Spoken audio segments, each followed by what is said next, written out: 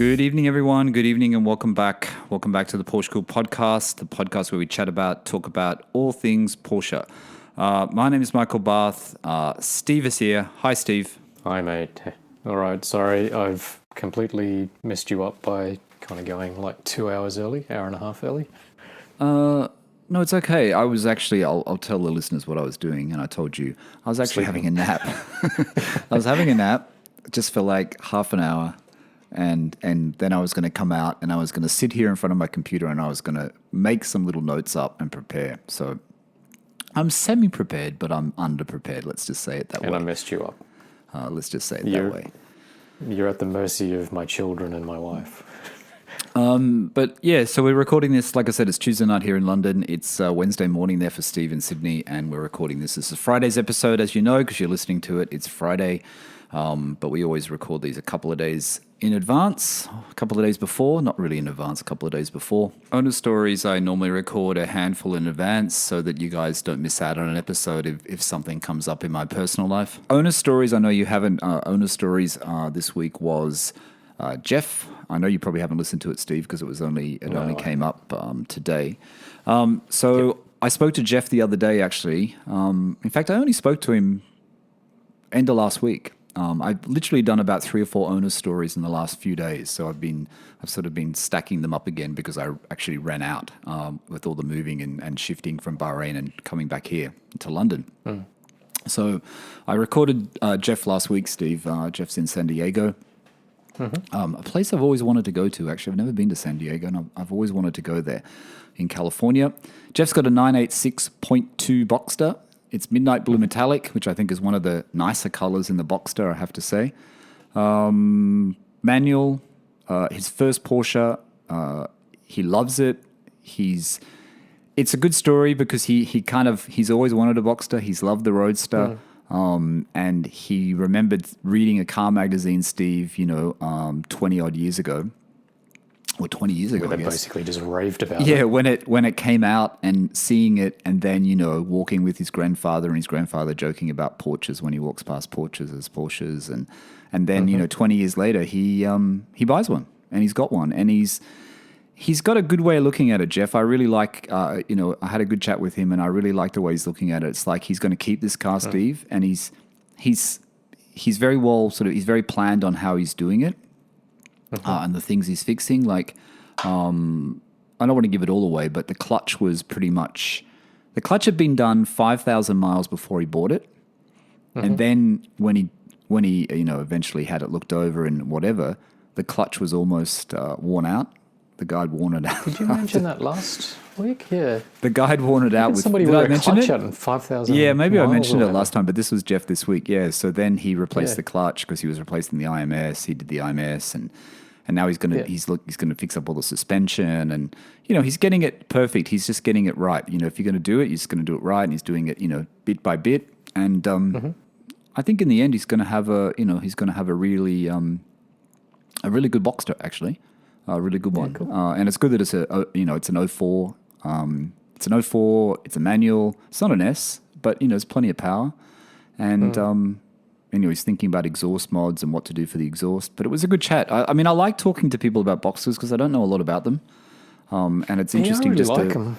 I know. And this is the thing, Steve. I've always enjoyed it whenever I've driven them. Like, I've had a few kind of courtesy cars. I think like Willoughby Porsche kind of gave me one once. My uncle's had a couple, so I've driven.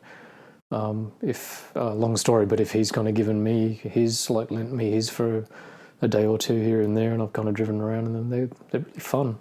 They're really nice cars. Your uncle had the 986, didn't he? Or was it 987? One of each. One he was sold to Autohouse, or he was going to sell to Autohouse that time? No, it was consignment. One of each. He had one of each, did he? Yeah, he had. There was actually my cousin, his son, who had a 986S in seal grey. Oh, okay. Manual. And then my uncle had randomly found a Guards red one later. I think that was a 987. That was a kind of nice car. He basically just tried to use it as a kind of everyday sort of runaround because his workplace is quite far from home, so he knows that he racks up miles. So he'd go and find a car that he could sort of basically just kind of chew mileage up on. Yeah, I mean, I do like the idea of them. I really do. And obviously in the US and the UK, you can pick them up a lot cheaper than Australia. It seems like you can. What's the going rate in Australia? I don't know. Have you looked at the price? I mean, I looked at the... After I spoke to Jeff, I went on there and I looked at the prices actually. And if you're looking for S's and all the base, there's not that many. You know what I mean? When you want something, just say you're looking for something that's got under 100,000 kilometers. If you put that in the search results, which I always tend to, I guess there's more over 100,000 kilometers. But if you just want under 100,000 Ks, there's not that many. There's not that many, but they still range in price. They range from 30 to like 50. They seem to be 30 to 50. You know what I mean? Depending on the mileage. But there's more at 50 now. I tell you, there seems to be a lot more at the 50 mark than there was before at the 50 mark. Because I remember at one point there was some for 20. Like they were so low, you know. For a point there, no one wanted the Boxster, did they? All of a sudden, everyone was selling them off and they were just sitting there. But I don't really know. I suppose maybe because there are quite a lot of them. Probably that thing of like they're in fashion, then they kind of go out of fashion, and for that ilk of kind of client that don't want to be seen in something that's dated or out of fashion, and then it kind of comes back around again. So maybe that's where the value goes. But I know, like it's Matt Farah. You know, like when Matt Farah kind of fields questions at the end of his podcast on Smoking Tire, and people always sort of mention Boxster there, but he always tends to tell people, he and Zach pretty much always sort of say, don't touch a 986. Yeah, I know a lot of people say reasons, that. I know a lot of people say that. I don't know enough about it. Yeah, I mean, you know, IMS, I guess it's the IMS thing, isn't it? Really? What else is it? I don't know. Not sure. I have no idea. But, you know, I think, you know, they're a good... You know, now the 996, 911 is going up in price. You know, the Boxsters are a good alternative. You know, they shouldn't be overlooked. You know, even owner stories. Every owner story that has a Boxster on it, always gets a lot of interest. You know what I mean? A lot of interest. As do the ones with cabriolets as well. You know, people are always saying, oh, you know, it's got to be a hard top, it's got to be a coupe, it has to be a 911, it has to be manual. Not always, because, you know, owner stories I think are a good indication. It's like people are interested, you know, in other things. They're not just interested in what, you know, the purists or what the main people say is what you should be owning. The cars are getting more and more rare and sought after, and I guess anyone that's got a good one is kind of hanging on to it too. So it's much harder to kind of find a car. You know, and I think Jeff was saying he's going to get it sorted and he might even do some track days in it, you know what I mean? Because it is such a great, you know, the Boxsters, a lot of people use them on the track, you know, the mid-engine, the power, it's a good car to learn in for the track. So I think that side of it is a good thing. I mean, that's what I'm kind of interested in. You know, I'm kind of interested in, you know what I mean? And this is not to replace the 912, of course, or the 912 is out of the equation. This is just in addition. Bloody hell. It's another one. It's another one I'm pulling out. Tasha says, this is my wife says, this is instead of the 912. I said, no, this is in addition to the 912. This is compliment go against the three of them. Is that rich friend of yours, Ajmal, just kind of throwing you some of his we have to do a shout out to that actually, because, you know, like when I was editing, when I actually edit the podcast, and a lot of people ask me that when I'm doing the owner stories, do I edit? And I said, yeah, of course I edit. I have to edit because there's gaps and sometimes there's too many and, you know, there's just little things and glitches I have to take out. And I have to admit, that episode we did last week, when I was listening to it, and for those of the listeners who have heard it, you know, when you said about to tell Ajmal to go and effing wash his car or whatever, like when I was editing it, I was laughing. You know, every now and again, like I said, when I edit the podcast, if I'm laughing and it's making me smile, you know, I know it's a good one. And then I watched Ajmal's video. Did you watch it? And he sent me a message. He said, I was washing my car and I'm listening to your PorscheCooled podcast, and Steve says that exact same thing when he's washing the car. I got to say, Ajmal, is that like really your version of washing a car? That's what I mean. Did he have any soap? I didn't see any soap, Ajmal. I meant to ask you that. Was there soap? Were there suds? Is that benefit of the doubt? Like this is like the convict in Australia is sort of pondering what the hell's going on there. But is that because there is like hard water or something? I tell you. Is that what hard water is? It doesn't sud? It doesn't soap up? I'm not sure. Maybe. Surely, but you told me that Ajmal's rich, so like, shouldn't he be using like Evian to wash his car or something? He's rich. He's rich in style. He's rich in quality. Okay. What I was going to say is though, when I was watching Ajmal, I know you're listening. When I was watching you wash the car, it reminded me of Bahrain actually, because in Bahrain they wash the cars and they don't use any water. They have the sand, and people will come up. People will come up to you, and they'll want to wash your car, and they just have a bucket with dirty water, and they're just wiping all the dust all over it. Yeah, when I first went to Bahrain, I think I might have sent Steve a message, or I told Steve about it. Like I saw this guy in the car park in Bahrain, and I always say no to them because they come up and they want to wash your car. And I thought of Steve because it was like a really hot day and the car was covered in dust and he's literally just wiping all the dust off this Merc. Smearing crap through the car. And just scratching all the paintwork. And I thought, oh my God, do not let them. Do not give them your Porsche. You know, there's a really good collector. There's a really good collector in Bahrain, and he's on Instagram, and he's got a GT1, he's got a Spider, he's got LaFerraris. So he's not as rich as Ajmal. I forget the name of the guy, but he's actually in Bahrain, and it looks like he's in Rifa, which is where all the royal family live. And he's got like amazing car collection. Amazing car collection. It's weird when I used to go for a run in Bahrain, near where we lived in Sanabas, I'd always see this same guy in this McLaren because I'd always go around the same time of the evening, and there'd always be this guy in a McLaren 720S. He'd be like driving in one direction. So a really beautiful car, that 720S, you know, when you see it. I know they're not that reliable and people say they have issues with McLaren, but it really is a beautiful looking car. Yeah, I wouldn't say no. I definitely wouldn't say no to a McLaren. You see that weird tangent, that Batman dude in Sydney? You know, remember we went to that Cars and Coffee and that black one was there? I think you'd sort of seen him on Instagram. He was on one of Shimmy, when Shimmy was in Australia, he was on one of Shimmy 150's videos, I think. Right. I think he just upgraded it to a 765 LT. 765 LT is a nice car. Very nice car. Yeah. Supposedly stupid quick. Yeah, a lot of money in Australia, that's for sure. A lot of money. Yeah. Okay, so that's Owner's story, Steve. So make sure you listen to it because Jeff's got a good story, and everyone else is listening. Make sure you listen to Jeff. Give him a shout out. Go to his Instagram, and here I go. I don't actually have it written down. It's in the description it'll be in the description of this. It's Midnight Blue Metallic. I don't have my other phone here. I've got my phone as a camera. I don't have my other phone. I think it's Midnight Blue Metallic 986 point. I'm gonna find it. I'm gonna talk about something else with Steve for a second, and I'm going to actually find it and say what his Instagram is. Okay, here it is. Midnight Blue 986.2. Midnight Blue 986.2. So make sure you follow Jeff on Instagram.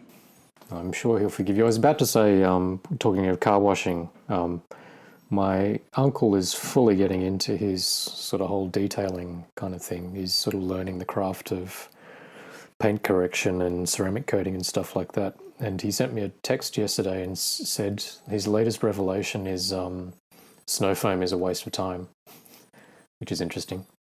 I was thinking about that when I was watching Ajmal do his car. I was thinking, should I get one of those foam machines to do my car, since my car hasn't been washed in a year and a half in Sydney? But then you need a high-pressure Karcher or Karka or whatever it is. Karcher, right, to do it. Yep. You can buy ones that attach to a garden hose, but I think they're apparently not so great. Sorry, there's my daughter in the background. The notion of it is that it sort of, you know, it obviously kind of suds up. It sort of sits on the car, and then as it gravity sort of pushes the suds down, it takes the kind of grit with it. But I was always skeptical. It's like, it can't take everything with it. You're always going to have to still put like a mitt or a sponge against the paint. And you're always going to have to rub to some degree. So, like, isn't that snow foam thing a bit of a waste of time? So I don't know. Interestingly, that time where my uncle had his 991.2 ceramic coated professionally, and I went along to go visit the guy, and he actually sort of believed that it was a bit of a sham too, that it wasn't really necessary. So. But all the detailers use it though, don't they? Yeah, they do. I don't know, maybe you need to do it in a particular way, or I don't know, maybe you really can't leave like if you left your car under a tree and it had sap on it and all of that sort of stuff, like snow foam ain't going to do anything. Whereas if it's sort of like your weekly wash and it just is kind of just like carbon dust and all that sort of stuff, then maybe that's more feasible. I don't know. I mean, when I left my car, in January 2020, was it? January 2020. I mean, I did actually wax it again, as you probably know. I gave it a wax, and I gave it a really good wax, actually. I gave it the wax a week before, and then I gave it another wax. So it had heaps of wax on it because, it was going away. I waxed the wheels. I actually waxed everything. So hopefully it's okay. It's got the cover on it. I'm sure it's got some grime on it, but, I was thinking about that the other day. I might have to be a bit more careful when I wash it because of that. I was just thinking about whether there's something I should be careful of, but I guess it'll be okay. Yeah. You can obviously, it's a massive rabbit hole because my uncle keeps sort of encouraging me. I think he sort of offered to help me with it and all of that sort of stuff. He's converted because he was an old sort of, like one bucket kind of wax kind of guy. Now all of a sudden he, because he's kind of gotten fully into it and he can sort of see all the swells and stuff like that. Like the basic principle is the more you basically contact your paintwork, the more you're kind of scratching it. So, but I'm not sure. I'm sort of teetering on the edge because I really just kind of feel like if you start to kind of get into it and then you get to the point where you're very nervous about sort of, putting a mitt or a sponge on your car and all that sort of stuff, like you're just never going to want to drive it. Yeah, I mean, we do the 2-bucket thing, right? I mean, I do the 2-bucket thing most of the time, I guess. Not all the time, most of the time. But, I mean, when you've been out on a spirited drive and, you come back and you get all that black, all that road grime and stuff on your car and you think, oh, man, it's not going to come off. It's going to be, like, difficult to get off. And then you use the soap and you put it on. And if you've got a lot of wax in your car, it really does come off pretty easily. Don't you find? I mean, I don't... Yeah, I don't even use any chemical to take it off. I don't use like bug remover or tar remover. No. It literally just comes off the paintwork because our paint, the same as yours, has got so much wax on it. It kind of just wipes off. Yep. So it's pretty easy. Hey, there's a couple of things. Let me just do this because 3 of them came through today, and I always like to do a shout out. Apple ratings and reviews.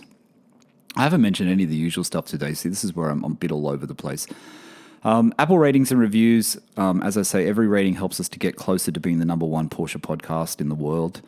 So if you can, leave a message, Steve's laughing. If you can leave a rating or leave a review, it really does help us get searched, help us not get searched. It helps us be located.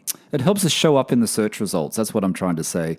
And also if you're listening to us on Apple Podcasts or Spotify or Google, iHeart, which is really popular. I don't know. I never use iHeart.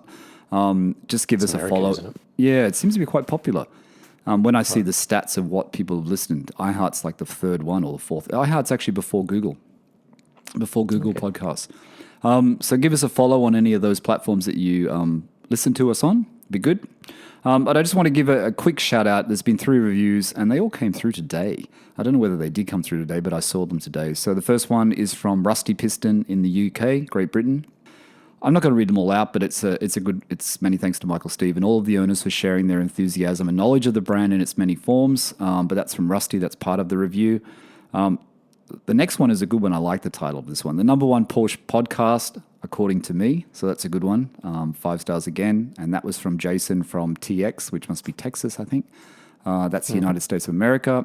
And then the best Porsche chat out there from Does Not Work in Great Britain. So I just want to say thanks to those 3 people for taking the time to not only give us a rating, but also to write a review. I know we're all busy, but it really does help. So I really appreciate that.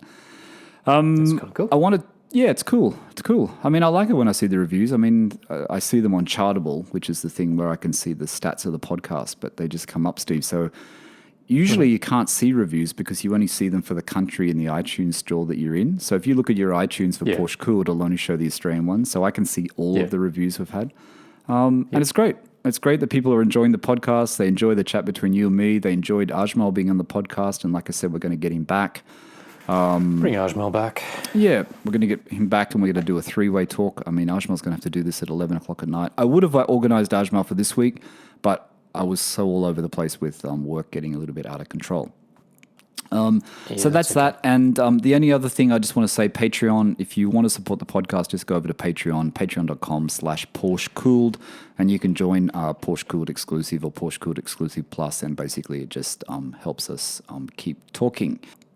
So that GT3 for sale that was for sale on car sales, that was that's been up there for a while, hasn't it? There's a GT3. I just tell the listeners there's a GT3 for sale, 996 GT3 for sale in Australia, 389,000 Australian dollars, 160 kilometers, 2,000 GT3, 996.1. I think that's been there for a while, hasn't it? That was the one that was up a while back. So. Car sales served me up that search result. I thought that was a new one, which is why I sort of sent it to you, because wasn't it a 996.2, a 997.1, and a 997.2 GT3? Like basically, and they're all black ones. I thought this one was new. Yeah, no, I got the same alert, and I just thought, oh, it's the other one. And then you sent it to me. I thought, oh, is it the same? That's why I wasn't really sure. Yeah, I assumed that it was like he's kind of clearing out the collection. Well, we have an idea who owns it. We're not going to say who it is, but we do have an idea whose car it is. Who's a collector in Victoria. Mm-hmm. But it's well-known racer. It's interesting though, because it comes back to that conversation, ages ago on an earlier podcast. It's like you buy this car for $389,000. It's got no kilometers on it. Now, say I go out and buy it. I go, okay, I've just made a big windfall, right? I'm going to go and buy this car. Once I start driving it, the value of that car is going to drop significantly, right? It's going to drop a lot. Because you can't really drive it, can you? At 160K, 160 kilometers, 160, that's is like delivery miles. Yeah, so it's 100 miles basically. It's 100 miles. That's all it's got on it for US listeners, 100 miles, UK listeners. And this is the thing, even if you drive it, say, like someone like me, just say that someone, under 5,000 kilometers a year, in 4 years, it's 20,000 kilometers, how much are you going to lose off that car? Considering a 996 GT3 is sitting now close to 200K, right, Steve? 170 to 200 for a good one. For a good one. Yep. So, it's weird with these cars. I mean, they're really appealing because they're in, they're like a brand new car. But then, like if you're a collector and you're just going to sit on it, it's okay. But if you're someone who wants to enjoy it, you're going to lose money, aren't you? Absolutely. But I guess if you're going to buy into a car that's a very high price, what, $389, $990 or whatever it is. Well, it is because maybe you don't worry about money again. Don't know. I guess unless you see it like, it's a new car, you're buying a new car, and a new car will depreciate. Capsule. Yeah, new car will depreciate, right? So, okay, I bought it, it's going to depreciate, and then it'll go back up again. Maybe that's how you see it. I don't know. Because I saw today as well, Steve, and I saw this on a dealer in New York, a dealer that had a 912 that I was looking at a while back, a 912E. And they've just listed this, in fact, I'll send you the link now so you can look at it. They've just listed a Club Sport. Because I'm on their email list, they actually give me the price as well. Because I noticed on the website, they actually don't have the price. Yeah. But in the email that they sent me, they've got the price. So this, they've got a 1988 Porsche 911 Carrera Club Sport. So the Club Sport is the one that's got, better tuning, hasn't it? It's got no rear seats. I think it's slightly lighter weight, isn't it, Steve? From memory? I think so. Chris Harris used to bang on about it all the time because he had one. That's right. He said that that's one of the best 911s he's ever had, and he's had quite a few. And that it's highly underrated and all of that sort of stuff. It's kind of like the RS or the GT3 version of that model that never really kind of happened. Did you see the images though? Did you see the seats? Yeah, I've never seen those seats. For people who want to look at this, it's on cooperclassics.com, which is a dealer in the US. And the seats.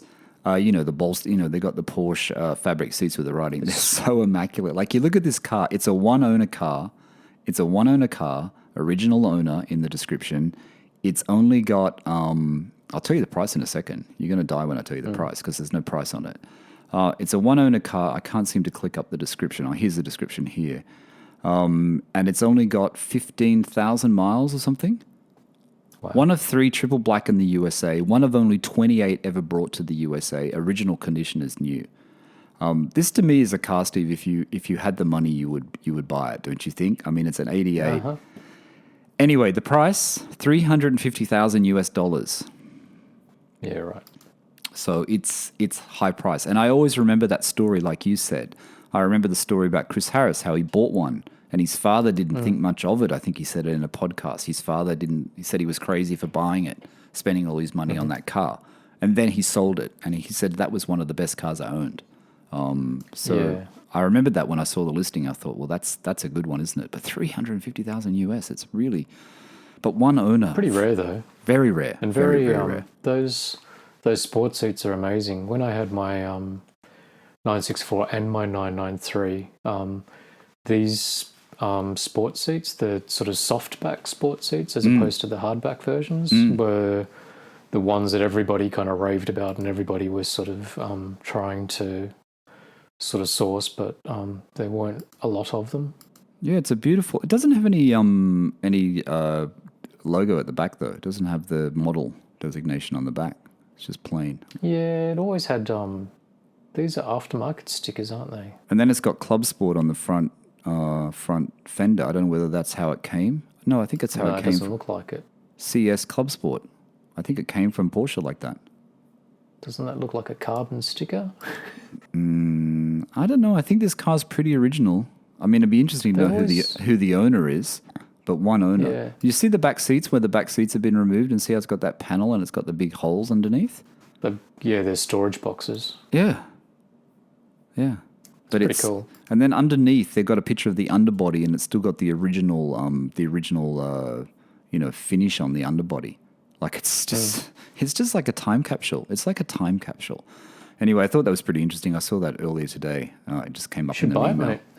Yeah, I think someone should buy it. If someone's listening to the podcast and has $350,000, go over to Cooper Classics and buy that car. Where's this, in New York? Yeah, it's in. He's a guy in New York that he used to work for movies, and he used to he's been in Law and Order and stuff. The guy that owns it. They had that blue 912E that I liked that you didn't like, with the white wheels that look kind of safari-ish, which they still have for $45,000. And they have, Ferraris, and they've got other Porsches and stuff. It's just a really small dealer I think it's in Greenwich. I think it's in Greenwich in New York. It's like in the middle of New York.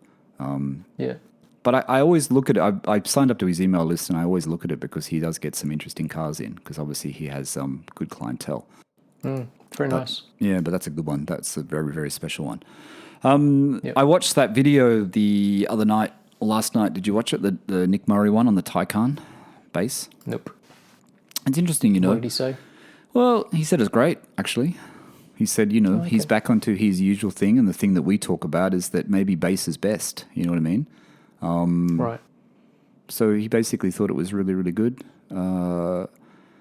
But it kind of just made me think again about, do you need all the bells and whistles on a Porsche? Do you need to go to the top of the line? Do you need to get, the battery is not as good in that Taycan, apparently. I mean, I don't know much about them. I shouldn't really be talking about them. But the battery's not as good. But because it's just got the engine in the rear, it's still pretty powerful. You know what I mean? It's still pretty powerful, even though the Turbo S is... and I think the range is about... Even though it's only got the lower capacity battery, I think the range, he said, is the same as a Turbo S. Is it the same? I thought it was... I don't read that much about it, but I thought it was actually kind of worse. It's funny because I've sort of heard some mixed reviews. Some people sort of said that it was quite good, but then others have kind of gone, why would you? It's a Tesla is so much better. For comparable money kind of thing. I think the Porsche's better. I have no idea. But I think I keep coming back and harping on this charging network. I think Porsche's charging network is... I still keep seeing these videos online, and I keep thinking the charging network is not up to scratch. I think it would concern me. Unless you have a house and you have a proper thing and you're only going to charge at your house, at your home, then I think it's probably okay. I think quality-wise it looks good. I think the Taycan looks good. I'd love to see it in those other colors, like that frozen berry and the frozen metallic, I think. Well, actually, I saw my first one when I was driving to see my parents 2 weeks ago. And I think it was that light kind of Gulf blue or Meissen blue. It was a very interesting color. Yeah, that's the best color. Don't you think that's the best color? It's not normally my favorite color, but it definitely caught my eye. It's like, oh wow, Taycan sort of driving around in in the suburbs. So I would definitely get one of those in the color, the Taycan. I think it has to be that one that Nick Murray did the review on in the gray. You know, he hates gray. It was boring as hell, man. Like in that grey, it looks terrible. I've only seen a black one. That's all I've seen in the Taycan. I've seen a black. Actually, no, I've seen a black one and I've seen a silver one. The black one looked better than the silver, but that's the only two that I've seen to date, and I think they were Turbo S or Turbo or whatever.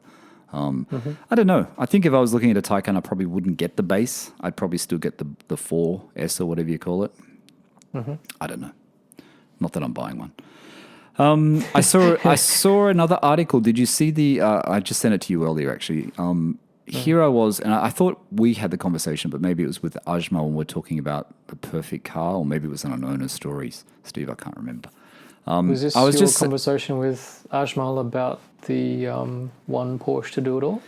It could be, and I said that even though I like my car.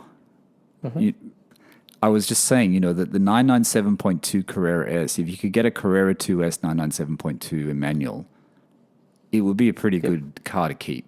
You know what I mean?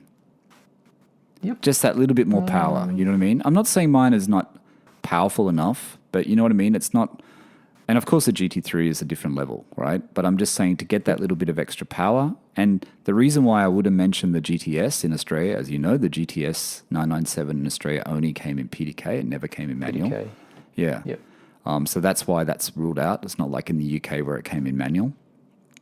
And Paul from New Zealand, he brought his in from UK and brought it into New Zealand. He's got the manual one. Who was on an earlier Owner Stories. But I think the 997.2S is a pretty good car if you're looking for one, if you can find one, and if you can find one in manual. And this article that I just found... Rare, aren't they? Yeah, they're really rare. They're very hard to find. And that article I just found, the Porsche, and it was titled, the article, the Porsche 997.2 Carrera 2S, the sweet spot of modern 911s and why every petrol head should own one. So to the listeners, if you want to go and look at that article... I should be able to tell you where it is, but I can't find my page now, but I will find it. It's hotcars.com. Oh, is that what it's called? Okay, I don't know if you can rely upon that website. Sorry. Is that real?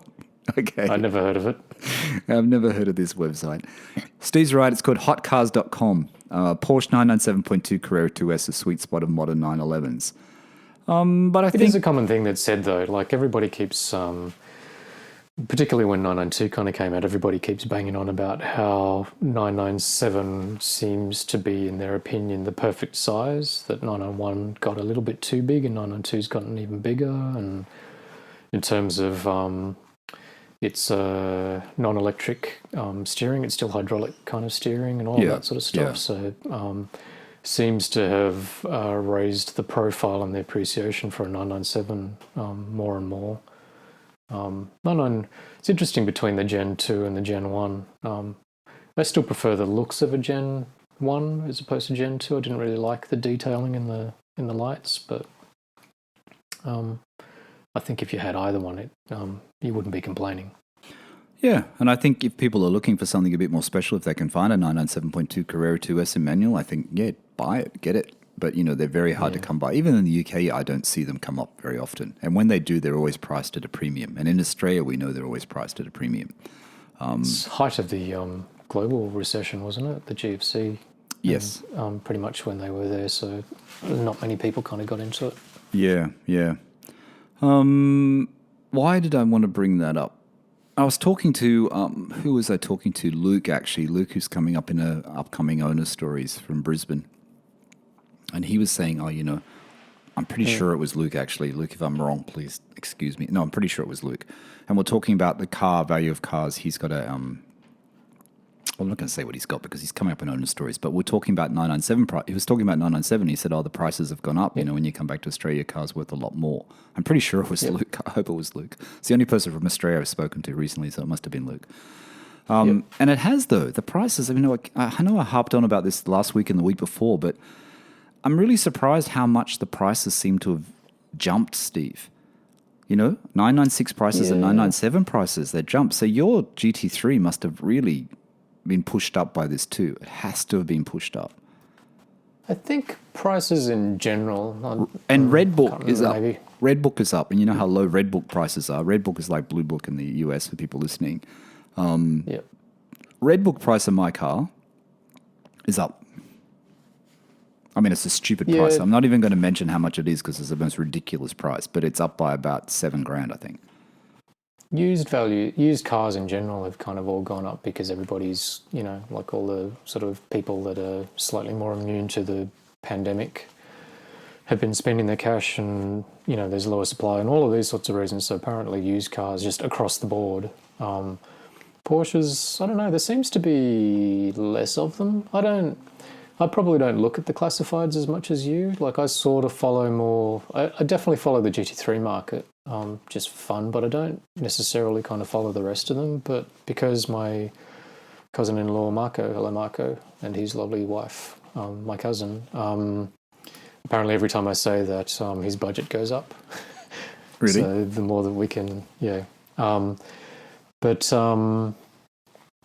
I started to kind of look, just because Marco's sort of been talking about it, and the prices like the equivalent to your car, like you mentioned, those two that were sort of there, and they're like significantly higher. But doesn't seem like the quality of the kind of cars out there doesn't seem like there are kind of great examples as well. Just like but even the 996s though, Steve, even the 996s that are selling for 80,000, 79,000, you look at the interior, the quality, they're high mileage, and the quality, the condition is bad. I'm sorry, the condition is bad. I would not spend that much. Not that I wouldn't spend that much for a 996, but I wouldn't spend that much for a 996 in that condition. Yeah, I think that's one of the to me, like aesthetically, that's one of the downsides to a 996 or even like a 997. I think I would include that. If they're not if the owner hasn't been kind of careful and it's racked up a couple of 100,000 K, like the interiors show it, like they really do show it. Actually, I do want to give away Luke coming up in Owner Stories. I think Luke is next week. It could be next week. He's got a cab, 996 cab. Oh, okay. Yeah, cool. But he's got GT3 seats in it. Oh, right. It looks really cool, the picture. It looks really cool, yeah. The 996 GT3 seats? Yeah. He somehow cool. got them from someone that had a pair that I think he got them at a good price, but they look really good in the cab. They work really well. I don't know, it's because you can see them, There was a time where those seats were actually kind of quite. They were a lot easier to find. I remember when I had my 993, and you'd sort of look for seats, they'd kind of pop up quite a bit. But I think now, same thing. It's funny, Porsche seats seems to be these things that also kind of appreciate and kind of get so expensive though, aren't they? They're so expensive, those seats. I mean, I remember when you had your 1M, you bought the seats for your 1M, didn't you? They must have cost you a fortune as well. Because they were the proper... because they were Recaro seats. They weren't BMW seats? No, so the BMW, the factory BMW seats were basically just Recaro Sportsters, and they kind of just embroidered a logo into it. So unlike, I think Porsche seats are obviously still Recaro made, but custom. They're not the exact same seat off the shelf kind of thing. Like they obviously kind of build a model for Porsche, so they're not exactly the same. They're kind of fairly close. But my 1M seats were sort of identical. They were Recaro Sportsters. They weren't too bad. Like they kind of still came in. I think they came in at about. I think a brand new one's about 2.5. Okay. Wow. Yeah, which isn't well compared to like the seat in my car now, which is like what 20 something. It's $30,000 or something, aren't they? Yeah. Well, they're crazy. Carbon though. They're carbon backed. So what happened? Tell me about what happened with your mate, and you did a track day at the Porsche, South Sydney. You were tempted to go, or you just couldn't do it? I would have loved to have gone, but baby's still too young, and abandoning my wife for an entire day. Just sort of felt a little bit selfish, reckless, whatever. So, yeah, my mate with the GT3, similar to mine, got an invite. It may have been through his father-in-law, but Porsche South Sydney obviously run a schedule of track days out at what used to be Eastern Creek, Sydney Motorsport Park or whatever. So he went out there. He invited me to kind of go along, but I didn't go. And he was raving about it. He just sort of sent me a little description of kind of what he did and what he learnt, and some photos of some of the other cars out there. Obviously lots of kind of proper enthusiasts. There seem to be a few GT cars, and it's one of those ones where they kind of put you in groups, like ranging from beginner, intermediate, and whatever it is, expert, and they put an instructor next to you, so you're kind of getting tips on how to kind of go faster and all of that sort of stuff. So it's free? Look, no. Oh. I think it's free. I think it's free if you buy a car and a particular car from Porsche South Sydney. Oh, okay. Yes. So he felt okay doing that with Porsche South Sydney because he doesn't really have much affiliation with them, or was it all okay? Yeah, cool? I think anybody can do it too. Like like when you're back, we could kind of go and do it, or do a Willoughby Day kind of thing. I got no money, mate. You just have to kind of pay for it. Yeah, exactly. Yeah, no, it's tempting. All these track days, hearing James from Porsche Platz, and who's been doing it for years, hearing John talking about it, doing it in his M2 and then wanting to do it in his GT3 and having done it in his other cars and doing Nürburgring. I really enjoyed that. I know you said that I would. John from Norway's kind of story and how he kind of gets out. He obviously knows what he's doing in his car as well. Yeah. You can sort of tell by the mods and everything that he's done on his GT3. No, John sent me a message last night, actually, through Facebook Messenger, which I always take a long time to respond because I never see them. Just asked me how the podcast went, and it went really, really well. Everyone enjoyed it. I got a lot of messages saying people enjoyed it. I noticed some on the post, there was people commenting. He said he got a lot of feedback. It was a good story. You know what I mean? I mean, he's built himself up to that car. I mean, he likes driving. He's in the he's in the automotive industry. He works for Maguire. He's quite works in Maguire's in Norway, and it's just like his car. And I know yellow is not everyone's favorite color, but I just think his car in Norway, it just looks so damn cool. It just looks right in that environment with the buildings and the landscape, and it just looks fantastic. And it was a really good story, and really, as I said before, John's a really nice guy, and it was a really good chat.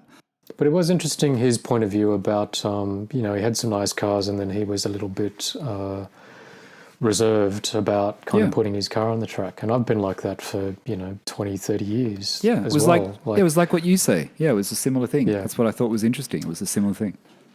Yeah, so exactly that kind of feeling of like you baby your car, all of that sort of stuff.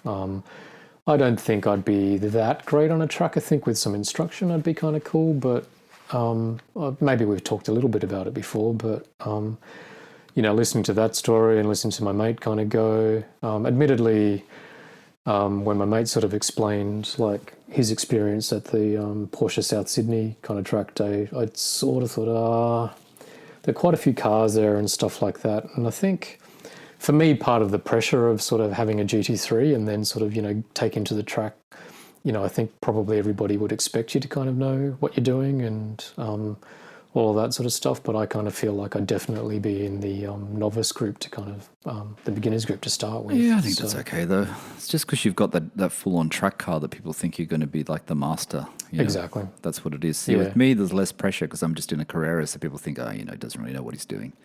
So it's actually it's actually okay for me. Well, see, and like I was looking into it because my mate sort of has been trying to figure out, like he bought his GT3 with the view of kind of taking it to the track here and there. I don't know how much he intends to kind of go. Like I've always sort of thought maybe not. I think it would need to be sort of like the kind of right environment. And this sort of goes back a little bit to what sort of John was saying, where he kind of said, you wouldn't take your GT3 to the Nordschleife, as your first track outing. There's a place down in there's a group in Wakehurst, down in Goulburn, where I think you can jump into like a MX-5, a Toyota GT86. I think they even have some 911s, so you could potentially kind of do the morning in their car and then sort of get the basics and then kind of graduate to your own car. So smash their car and crash their car and then get into your car and you know what you're doing. Hardly. Once you pay the insurance back. I don't know. It's really for somebody like me, like because all these things have kind of come up. It's like, I think I'd really, really like to kind of have a go. I would love to kind of do it, but just buy an MX-5 and then don't do it in your GT3. Just buy a Miata MX-5.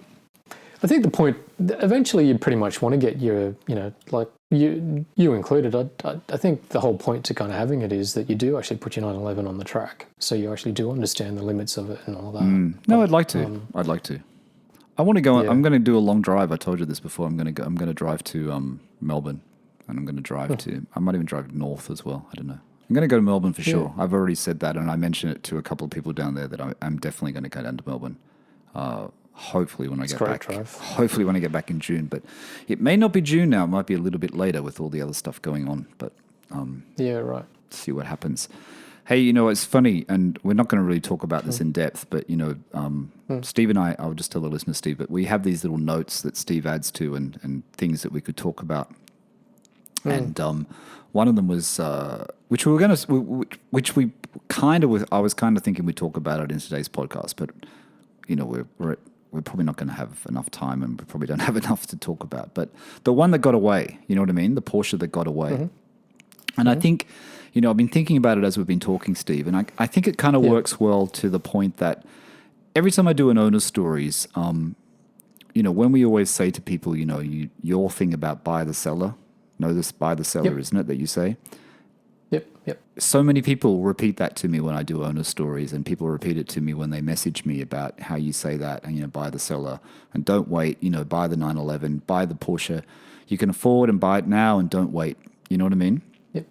And I know we keep harping on about it, and after 91, 92 episodes, I think we're up to now on the PorscheCooled podcast. We keep saying it, and we keep, Steve and I always say we're not experts, are we, Steve? We're just enthusiasts. And I know you guys listen to us, and we really do appreciate that. You take us seriously, and you think we have knowledge, and I don't know if we do bits of knowledge, but it is humbling and it is good. But I was thinking about this today. This Porsche, hunting for a Porsche, and I don't know, the ones that got away, and I've always spoken about it for me, and it's kind of reinforced this week because at the moment. And without getting too much into my personal side of it, but as you know, I'm on hold at the moment because I'm trying to sell something in London, and until that happens, I can't really buy the 912 or buy another Porsche. You're not selling your wife, are you? No. You're good. Because I quite like her. She's good. Yeah, but you know what I mean. Like it's kind of I find it really difficult because it's like that you can afford it. You can afford it, but it's just not the right time. And I think this happens to everyone. And I know when I talk to people on Onestra, it's not always like you don't have the money. It's like you have a priority, and the priority overrules it, and you miss out on these cars. And I keep on missing out on good 912s. I really do. I keep missing out on 912s. Let's not even talk about the 996 turbos and the 996 GT3s I missed out on. GT3s. Not that long ago. It doesn't seem like that long ago. But the 912s, I keep missing out on them. And there's a green one on Bring a Trailer, Steve, and I think it's sitting, I don't think it's finished yet. I think it's sitting at 65K. So it seems like 65,000 is getting to be the price that a lot of these better 912s are selling for. European Collectibles had the two white ones that I mentioned, the 68 and the 69. And, if I was ready... and you know what it's like. If you're ready, like you told me when you bought your GT3, you just bought it straight away. You just wanted to give the guy the deposit straight away because you knew but you were ready and you knew you'd miss out. These two 912s, though, let me just finish. The two 912s, I had a period of probably 10 days where I could have had the choice of either of those cars, right? Yep.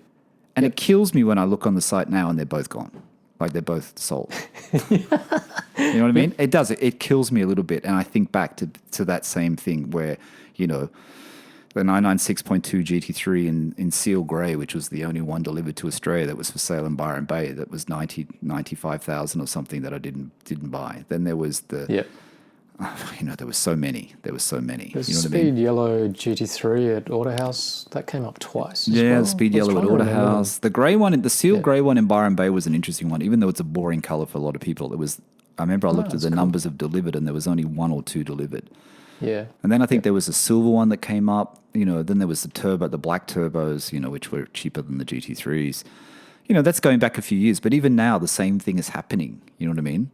And, I was about to say, the difference between you and I when it comes to car buying, we slightly differ in that regard, because I reckon once I kind of get something in my brain, then I just kind of go and do it. So I'm a lot... But you know how you just sort of said, well, sometimes you kind of know that you've kind of got the money, but the timing isn't quite right. I'm actually the opposite. I never have the money. It's more that I'm just kind of going, oh, you know what, fuck it, I'm just going to sink myself into debt, and I'll think about the ramification of it sort of later. And I'm not being kind of modest or weird or whatever.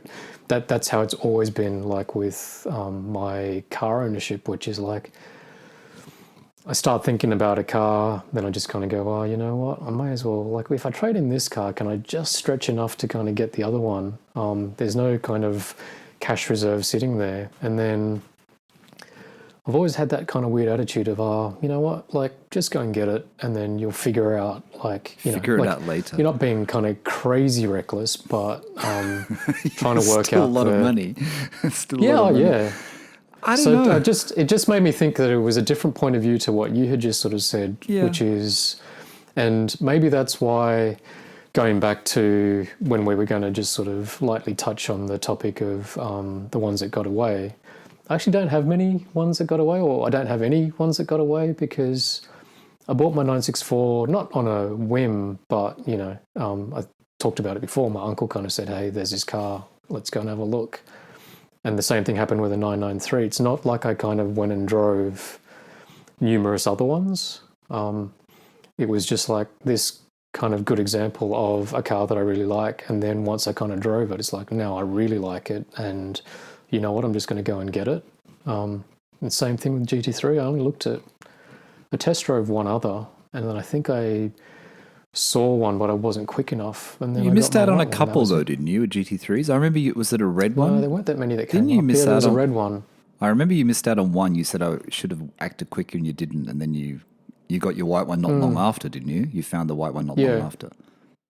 Yeah, but it wasn't like... because I think I would remember if there was one that, like, I had looked at, and then I sort of ummed and ahed about it, and then I put a low offer in, and then somebody else snaffled it up. I've never really had that kind of experience.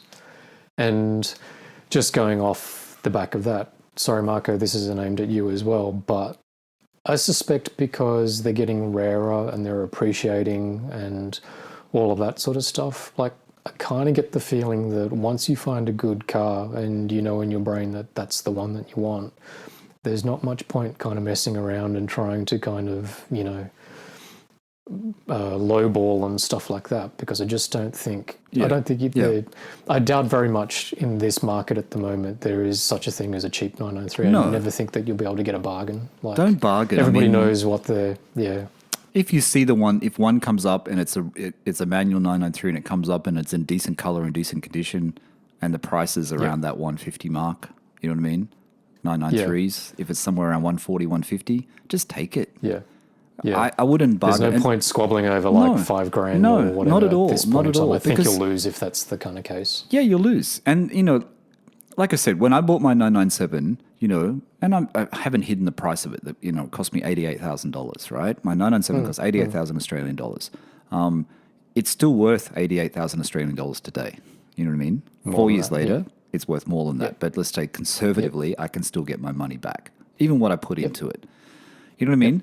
So, and when I bought that car, as you know, I mean, it wasn't like I had $90,000 lying around, and I paid cash for it. No. But it wasn't like it was just lying around. I had to use some out of, well, I used some out of extra mortgage money, and I used savings. Yep. I mean, now this is the thing I struggle with now, Stephen, without getting too in depth. But now I have the ability, due to working in Bahrain and working offshore, and I have the ability to be able to buy something easier.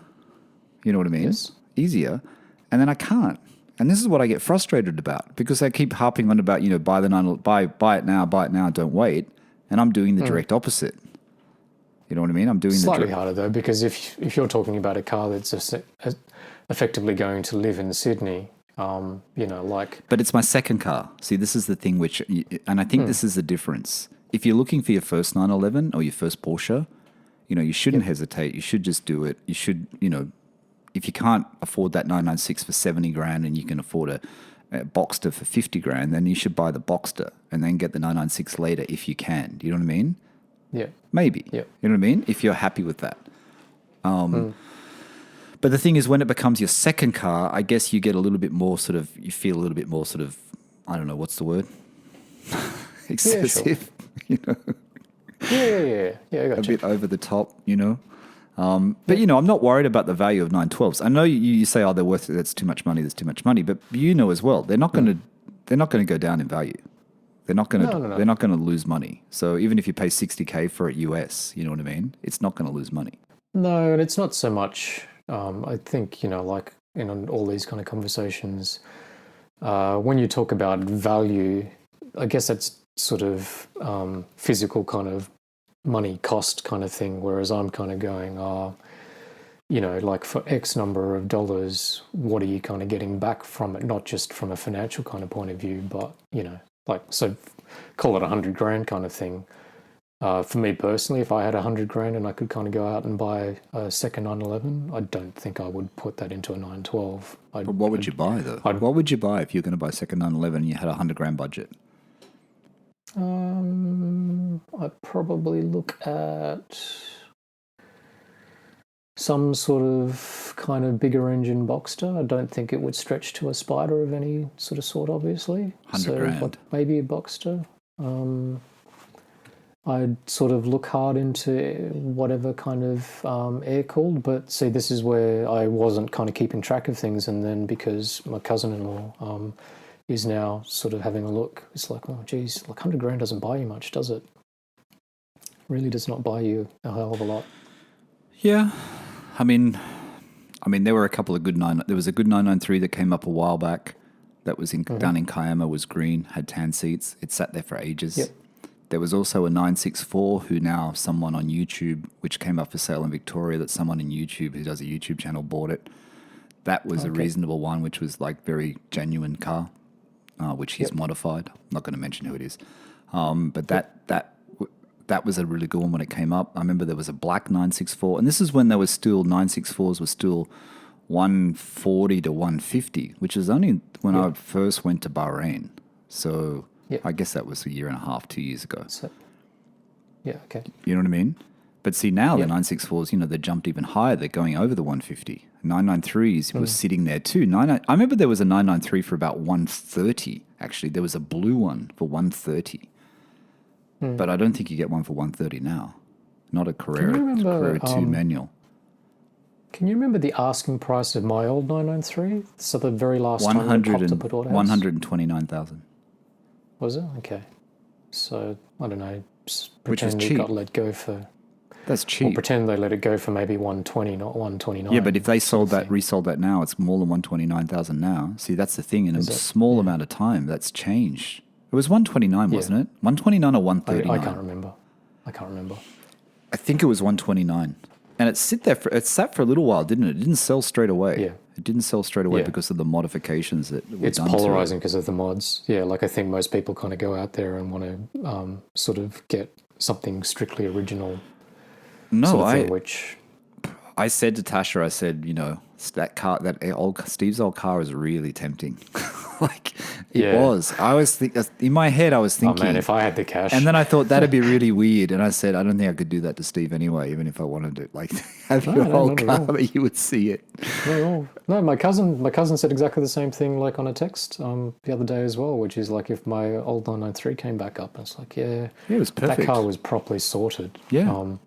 the mods aren't to everybody's sort of taste, but like some of the cosmetic things you can sort of swap sort of super easy, but the mechanical things, in all reality, like if you kind of go and buy a 993, you're going to go and do that sort of thing anyway. So I think it's kind of crazy. Like one of the auto house guys told me that one of the previous or prospective buyers of that car wanted to kind of turn it all back, and it's like, you're mad, like, because you don't want to go back to a dead stock 993. And it was done really well. You did it really well.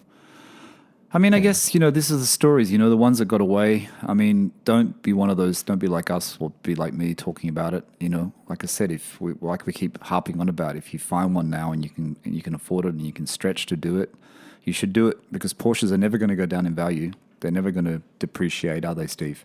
Unless you buy a brand new one. But anything that's a little bit older, 996, 964, 993, 997, you know, they're all bottomed out now. They're all they're all going back up, aren't they?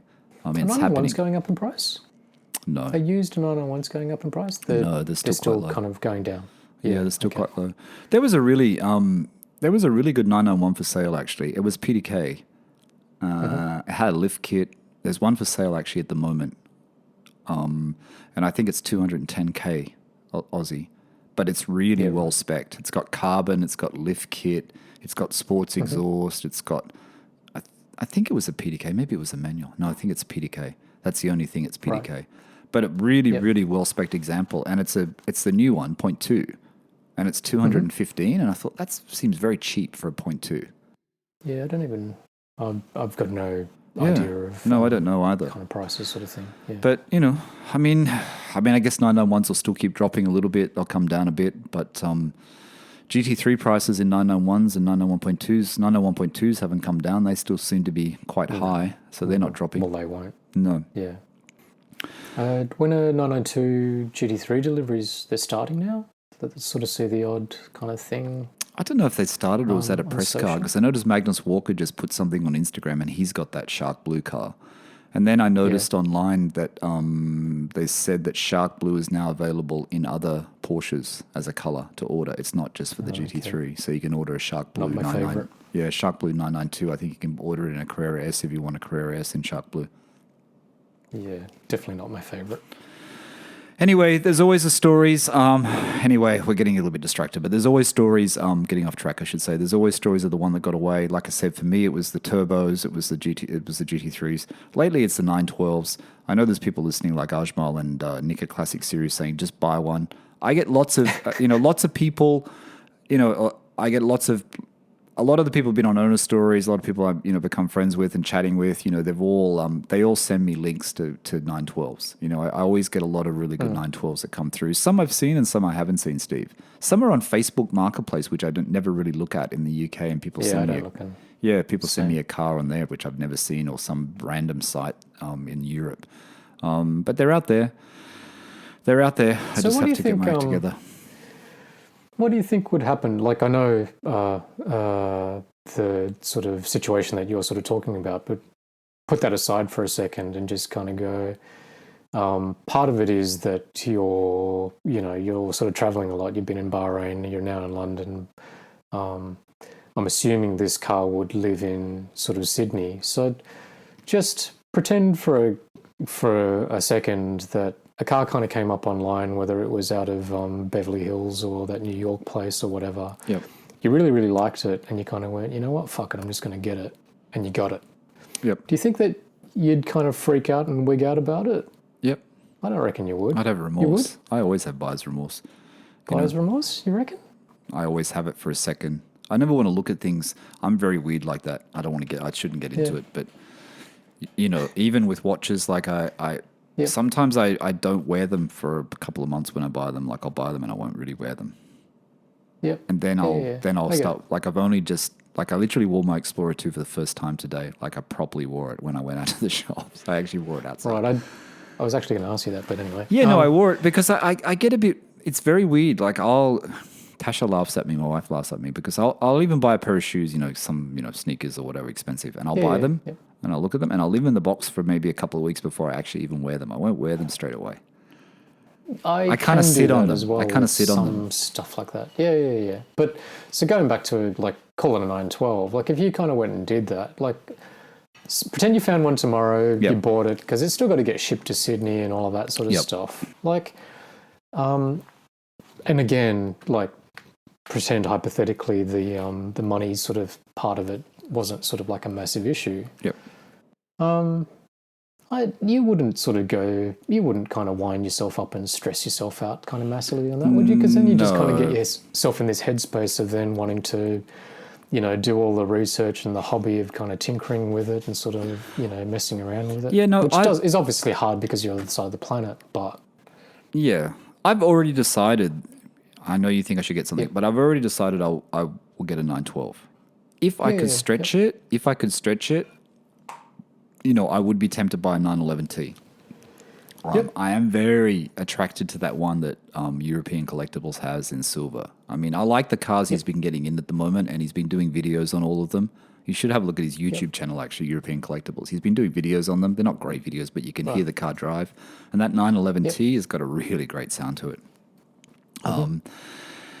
No, I've already made, it's been such a long time now that I've already made my decision. It's already made. Natasha doesn't really, she still doesn't think she's not completely convinced it's the right car. She thinks you should get a Singer instead. Well, she doesn't completely think it's the right car. Yeah.